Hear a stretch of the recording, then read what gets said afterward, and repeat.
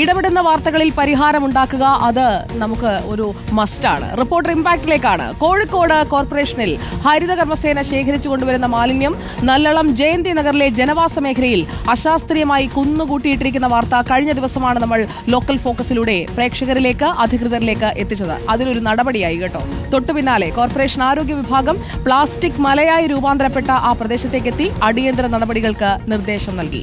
ഹരിത കർമ്മസേന ശേഖരിക്കുന്ന മാലിന്യം ഇവിടേക്ക് കൊണ്ടുവരുന്നതിന് താൽക്കാലികമായി വിലക്കും ഏർപ്പെടുത്തിയിട്ടുണ്ട്. നമ്മൾ നല്ലളത്ത് അങ്ങനെ വേസ്റ്റ് കൂടിക്കിടക്കുന്നു എന്നുള്ളൊരു വാർത്ത വന്നതിൻ്റെ അടിസ്ഥാനത്തിൽ അവിടെ നേരിട്ട് പോയി പരിശോധന നടത്തി ധാരാളം വേസ്റ്റ് കൂടിക്കിടക്കുന്നതായിട്ട് കണ്ടു. അപകടകരമായിട്ടുള്ള സാഹചര്യമാണെന്ന് മനസ്സിലായതിൻ്റെ അടിസ്ഥാനത്തിൽ ഏജൻസികളുടെ മീറ്റിംഗ് നമ്മളിവിടെ വിളിച്ചു ചേർത്തു. അവരോട് എത്രയും പെട്ടെന്ന് ഈ സാധനങ്ങൾ അവിടെ നിന്ന് ക്ലിയർ ചെയ്യാൻ പറഞ്ഞിട്ടുണ്ട്.